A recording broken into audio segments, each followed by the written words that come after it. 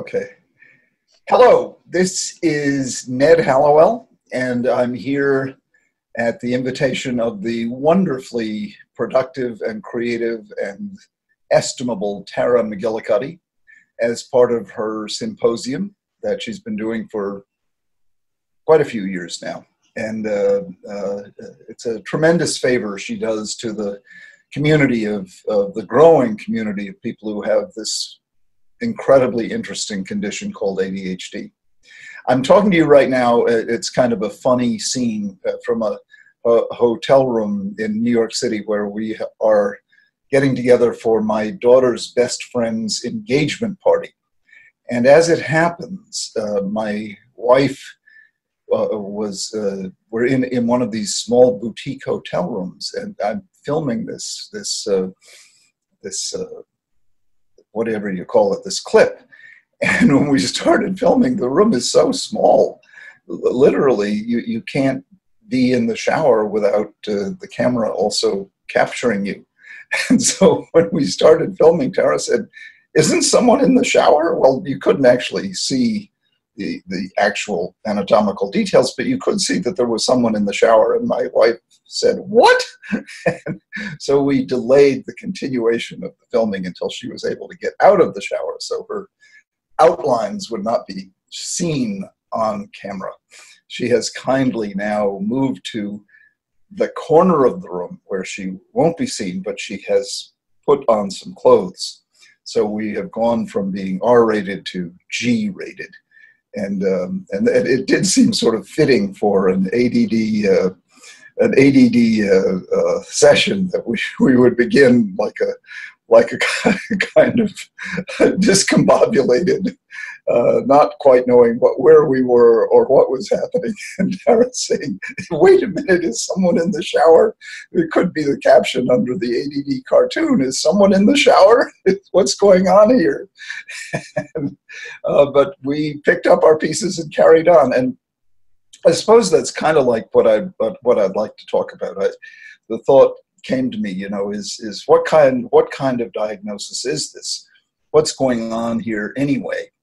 And I think that's what the world is going to have to come to terms with. I think we're moving, at least I'm trying to move us from a diagnosis that is rooted in pathology, deficit hyperactivity disorder, to a diagnosis that can expand and include a lot of positive attributes. And so we can think of it more as a condition composed of positives and negatives. And the phrase came to me, my mind, is this a happy diagnosis or an unhappy diagnosis? Well, it's some of both. It can be a wonderful thing one day and a miserable thing the next day. I have it myself, and I can tell you, some days it's wonderful and some days it's pretty awful. If I start filming with someone in the shower, well, that's a mistake and we have to correct it. On the other hand, if I'm able to sit down and start writing a children's story, which I did the other day, and come up with a really good idea, which I think I did, well, then that's pretty wonderful. So we do have our lucky charms, and then we have our mistake bumps. And I think that's what the whole gamush is about, trying to understand the ups and the downs. And I think all of us who have it, and I have both dyslexia as well as ADHD, I think what we're always trying to do is maximize the beneficial side of it and minimize the damage that the negative side of it does. And, sometimes people pit Russell Barkley and me against each other, Russ being the guy who has made a career proving how bad this condition can be if you don't take it seriously. And I've talked about how good it can be if you do. And they call him Darth Vader and they call me Pollyanna. And in fact, we completely agree. I respect Russ as being sort of the man who put ADHD on the map. He's a great man and a true pioneer and a superb scientist. I don't disagree with the thing he says. It's just a matter of emphasis. He emphasizes how terrible it can be if you don't take it seriously. And I emphasize how wonderful it can be if you do take it seriously. We're two sides of the same coin. And so there's no division between us. It's purely a matter of emphasis. I do think that if you want to get the best out of this condition, if you want to turn it into more of a blessing than a curse, it helps if you have some hope. It helps if you can look to examples like David Neeleman, who founded JetBlue Airlines, who has it, or Tim Armstrong, the CEO of Oath, which is the combined AOL and Yahoo, who also has it and wants to make a documentary with me and his wife on the strength-based approach. You know, it helps if you know that there are positive examples out there. In fact, most entrepreneurs, I would say most, certainly many, if not most, have this very interesting condition.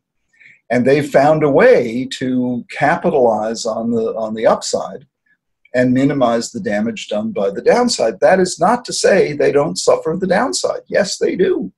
They get into all kinds of fixes due to their impulsive decision-making, due to their overcommitting, due to their problems with executive function, due to their problems with prioritizing, due to their problems with the disorganization. So in no way would anyone claim this is an unmitigated blessing. It is absolutely not.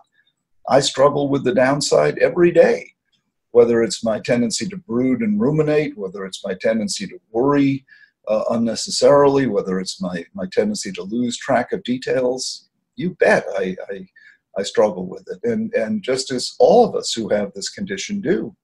But I've learned to ride the wave of the good side as well, and a lot of that has to do with the person that I married, Sue, who I just managed to fish out of the shower, you know, and she, because she's so rock solid and so stable and reliable, and you know, and pretty much wakes up every day, you know, looking on the bright side of things. Because of her, she's kept me from falling into the, you know, the abyss of darkness that I could so easily tip over into. And you know, I often say that the key to life with ADD as an adult is marry the right person and find the right job. Now that's probably the key to life in general, but it's particularly true of us with ADHD. And you know, it's and the same thing with finding the right job. A lot of people with ADHD are just one job shy of a much better life, and they commit to the wrong job and keep slugging away at it. And you know, if only they could realize that if plugging what you want to do is plug your brain into some place where it can light up, instead of plugging your brain into a place where it just continues not to light up. Don't give up hope. Keep trying to find that place, you know, and obviously don't quit your job until you find another job. But don't think just because you're not happy in your job, there's no job where you could be happy. A good rule of thumb is draw 3 circles. One circle are all the things that you're really good at. Another circle is all the things that you really love to do. And the third circle is what someone will pay you to do. And where those 3 overlap, that should be your career. That should be your job. And you know, if you can find a place where they overlap, then you know, that's wonderful. In my case, I have several jobs. I'm a doctor, I'm a writer, and I'm a speaker.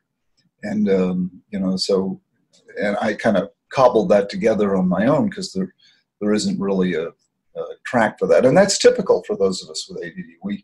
We often fashion our own path. We kind of take leads from different places and create our own way. And I'm still doing that. I'm still trying to grow my business. I'm working on a new book. I just had one come out in June, my memoir, because I come from a crazy family.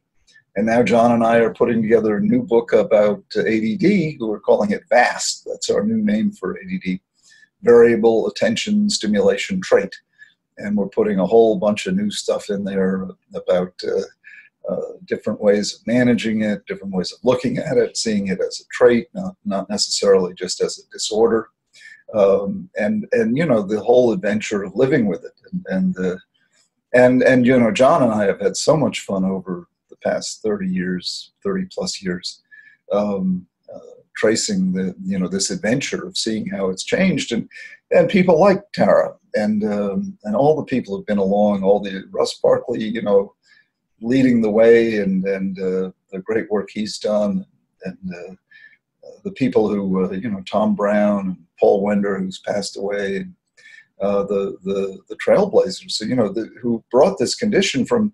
It wasn't so long ago that these kids were just dumped in a heap and called stupid and bad, and were beaten and abused, and they were lost. And now, you know, we have a long way to go, though. They're still in schools misunderstood and mistreated and held back and ridiculed, and shame and stigma still plague them. So we have a long way to go, but we're doing so much better. And, you know, and I do think the more positive energy we can inject into schools, and then with the adults, the same thing.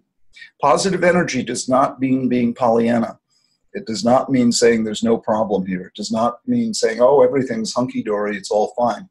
It's not all fine at all. People who have ADHD are at risk, no doubt about it. They're at risk for addiction. They're at risk for making mistakes. They're at risk for failure. They're at risk for underachievement. They're at risk for accidents. They're at risk for any number of problems. But they also have the potential of adding to the world in very special ways: inventions, discoveries, growing businesses, starting businesses.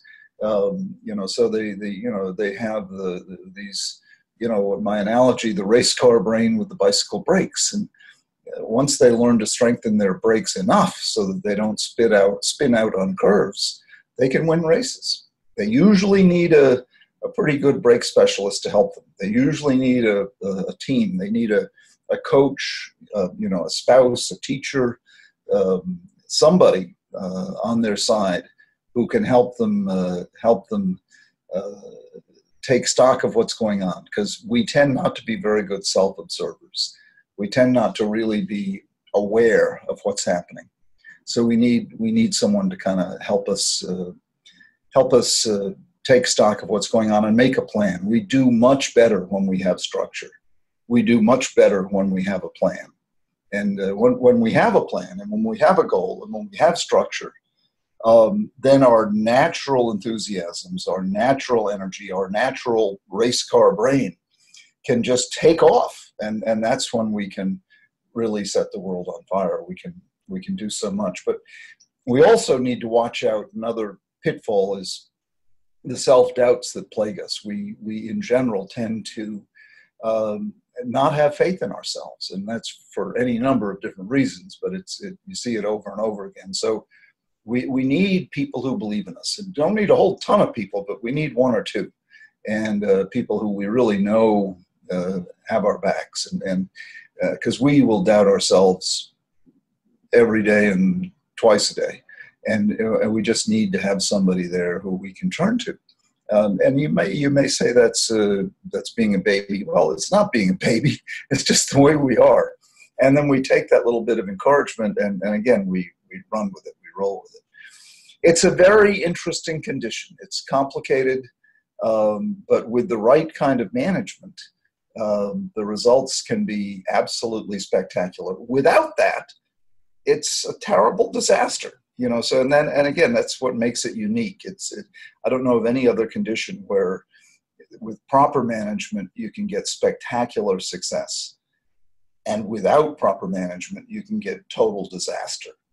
I think it's unique among the conditions that we have in our repertoire. It's one that I obviously have a particular love for and desire to educate the world about, because the stakes are very high.